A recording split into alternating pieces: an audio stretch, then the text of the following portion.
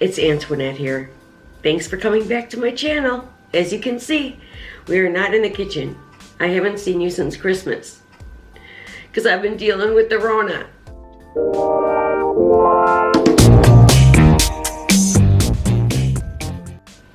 All right, let's get started with this timeline. I journaled it. Okay, we'll hop right into it.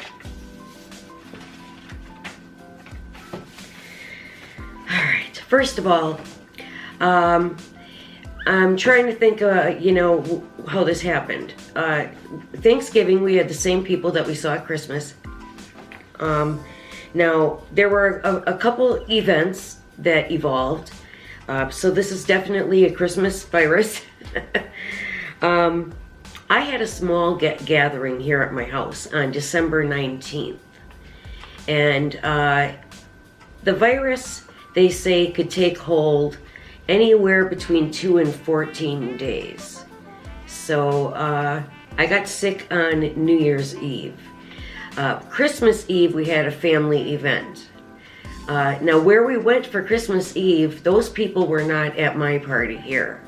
They did not show up because they were preparing for Christmas Eve, which is my niece and nephew and family. My sister and brother-in-law live on the lake, and they were having a round robin on the evening of my daytime party. So they had a round robin, so I don't know, could have been from there.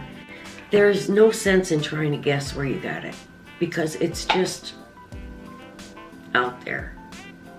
In my opinion, I like the idea of protecting the vulnerable and, let the rest of us just go ahead and be exposed and let's move on to herd immunity as soon as possible. That's how I feel about it. So, I'll tell you what, I did not feel that way about it on day 7. All right, let's get to it. So, day 1 of the coronavirus for me was New Year's Eve. So I had to work. And I woke up, my head was on fire. It was pounding. And,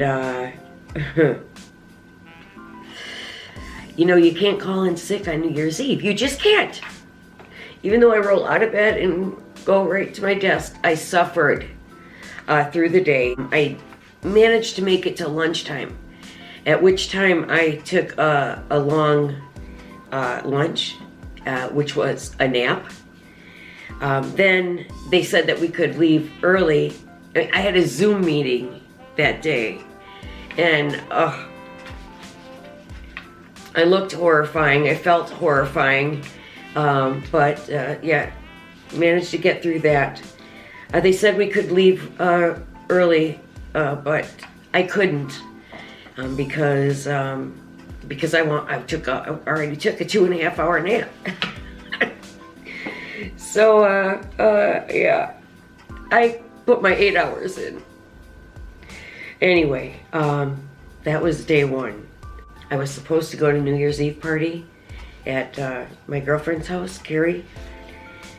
I called her. I said, yeah, I can't come, and I don't know what I have. So, I felt like I was already experiencing vertigo. My head was very heavy and light-headed.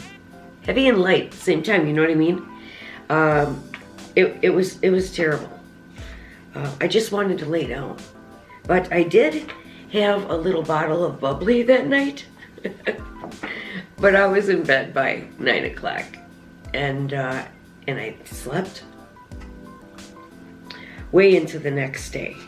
When I woke up the next day, I most certainly had vertigo. So day 2, the symptoms,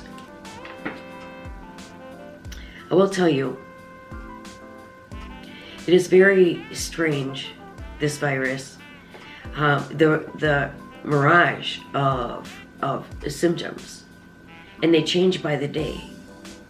Okay, so day 2, what happened there, the body aches kicked in. Really, really intense. I couldn't get comfortable. I was going from the couch to the bed, couch to the bed, couch to the bed. I couldn't stay up for more than 3 hours. I was miserable. I was falling asleep constantly. I couldn't lift my head. My head has been the issue this whole time. I haven't had any problems with, breathing. So, and I was concerned about this because I do vape. Yeah, I quit smoking about 10 years ago, but I'm a cheater, so I don't buy cigarettes. But if my friends have them, somebody comes here and has them, I'll bum one, because I can't buy them because I'll smoke the whole pack. Yeah, I'm just the worst smoker ever. But yeah, I do fine with the vape. Little tidbit about me I bet you didn't know. Okay, next up. So basically, day 2 and 3, they were very similar. They were the only 2 days that were alike. But I do think that I just slept through those days. They were a blur. Everything hurt. So that's New Year's Day is day 2. Day 3 would be the 2nd. All right, which is Saturday. Day 4 rolls in, and it was weird. Day 4, I woke up with a headache, of course, but I felt like I was functional, and I kind of was, because I did do a load of laundry. I thought I was like, getting through this quickly. All right. I cleaned the kitchen, but I did too much, because then I went to take a shower. And that shower, it took everything out of me to take that shower. And then after that, I was back to the couch, napping, and I couldn't do another thing after that. That shower, yeah, I was done in for. But I did get the laundry put away and the dishwasher emptied. I was proud of myself for getting all that done. All right, day 5 is now it's Monday, and I'm supposed to be back to work. I mean, well, this is supposed to be a holiday weekend, but all I did was lay on the couch dying. So, I have to back up to Saturday, the 2nd day. That's when Jeanette, my twin sister, called me. So Jeanette calls, and because she knew that I had called in sick to the New Year's Eve party, she didn't go there either, because they went off to Lake Geneva on a little, little trip with their friends, and they shared a room. So we all wound up getting the Rona. So anyway, Tim only had a headache. Jeanette, at that time, her symptoms, she had really bad cough at that time. And then, all right, so moving on to Monday, day 5, we all went and got tested. And of course, that came back positive. Now, like I say, the symptoms changed by the day. Day 5, the sore throat kicked in. When I woke up, I mean, it was like my throat was like this big. I called in sick. So the new symptom here was cold feet, really cold feet. I mean, I had to jack up the heat to 72, sometimes 74, when my feet were freezing. And I had very warm, slipper socks on, plus my slippers. My feet were freezing. I was just shivering in here that whole day. And that was the only day that I had the cold feet. Very strange. Then day 6 is Tuesday. Sore throat continues. I thought, okay, I'm going to try to work. I told my manager I'm going to try to work, and I did pretty well. I worked 9 hours. My head hurt. I had the sore throat, but I was able to get through the day. I thought I was kind of on the mend because I was finally hungry. I had not eaten in 3 days, except I know I had one piece of ham on day 2.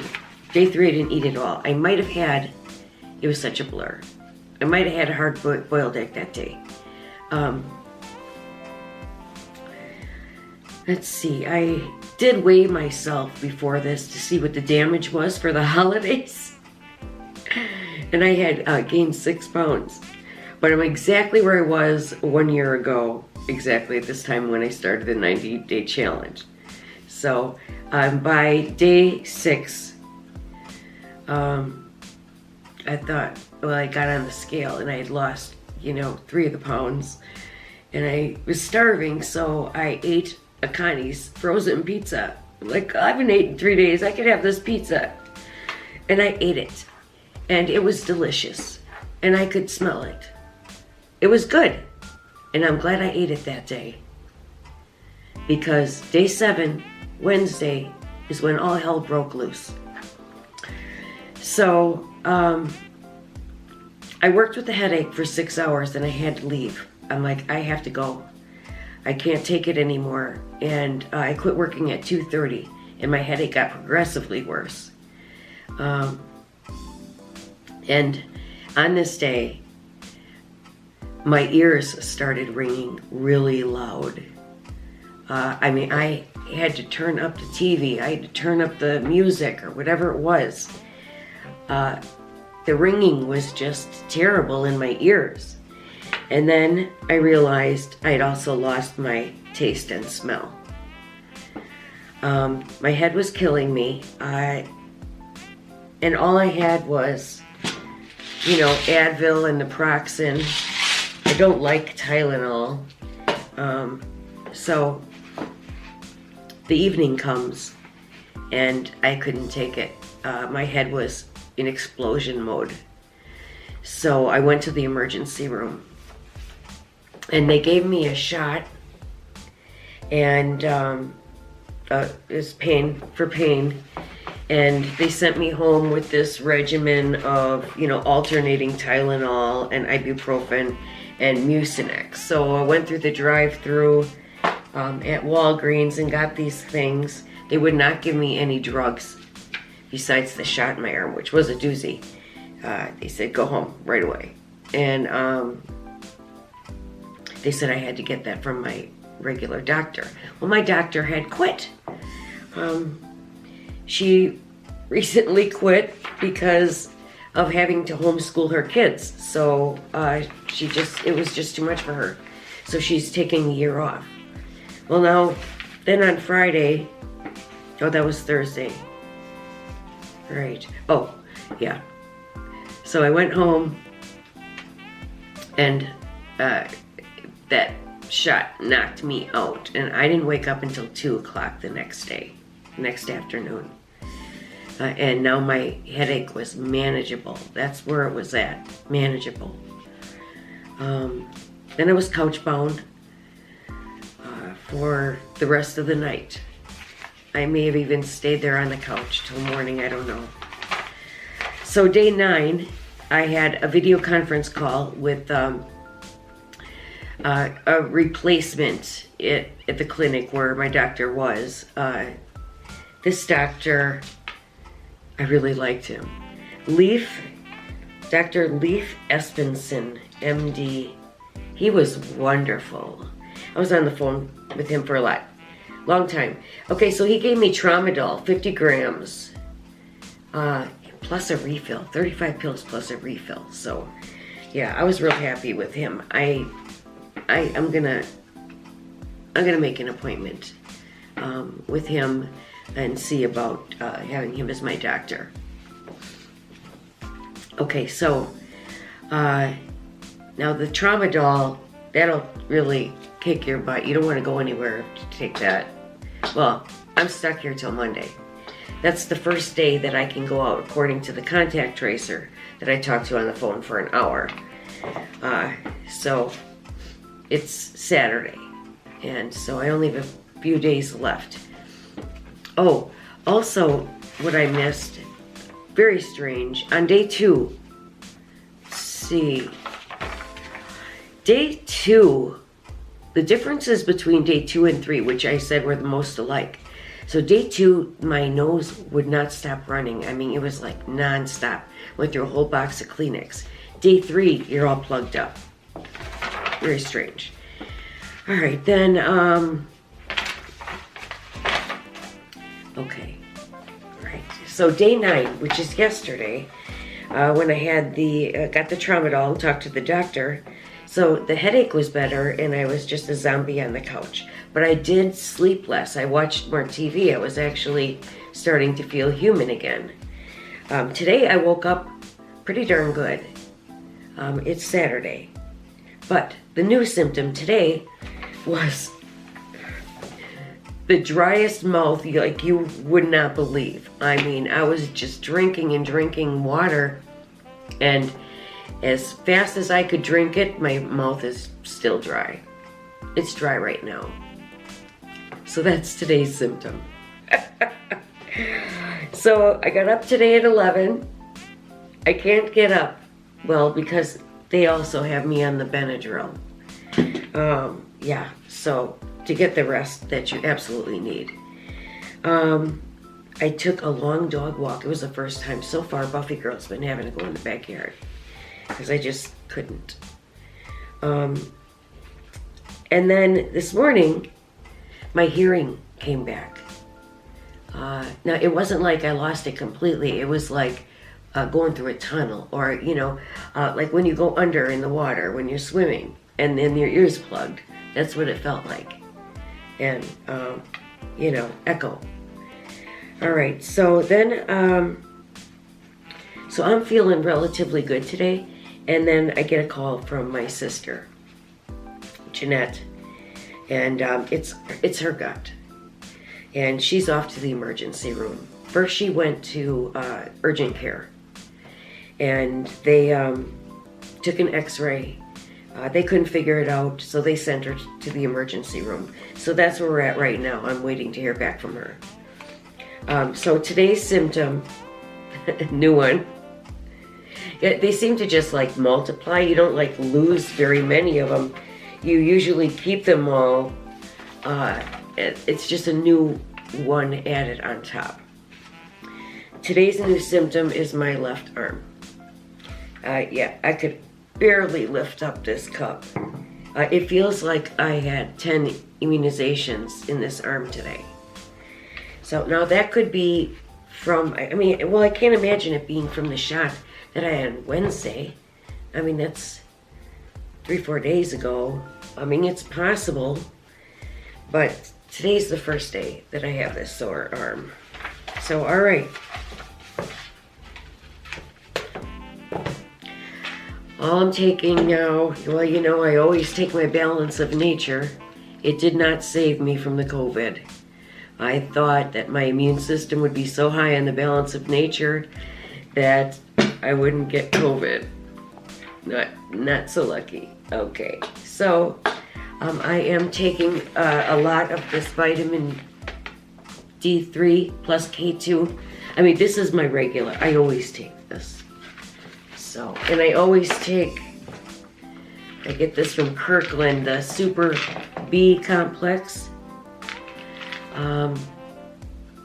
Yeah, this stuff is great. It's just one per day. It's loaded, but I highly recommend the Super B complex. So I just take my balance of natures, my vitamins, and the D3, K2, and the Super B. All right, so my phone went off. All right, I'll go ahead and tell you one last thing. When I went to the emergency room, my blood pressure was 149/78. So that was a little high for me. It's normally spot on ever since I've been keto. I used to be on high blood pressure medication, but keto got me off of that. So if you are interested in the keto diet and you're seeing this video for the first time, I hope that you would subscribe to my channel. Come join us. Now, my pulse was 79, our respiration was 18, and my oxygen saturation was 97%. So I was doing pretty good here. That wasn't too bad. That was just the explosion of my head. So, yeah. So far, so good. I think I'm coming around the bend. I will have a follow-up video on the days following this, and I'll let you know when I'm actually all the way through it. If you have any questions, please feel free to comment below, and I'd be happy to answer them. All right. I think since I can't taste or eat anything, I'm just gonna embark on a egg fast. I mean, I may as well. I can't taste a thing. It's the strangest sensation, I must tell you. It's like, I think that your mind tricks you, because it's like you think you taste it, but you're tasting it from memory, not because you really taste it. You have to be really honest with yourself. Yeah, I went and smelled my perfume, couldn't smell it at all. I lit candles, I couldn't smell it at all. So, yeah, I'll tell you what, this COVID, it's a trickster. Okay, peeps, we'll see you in the next video.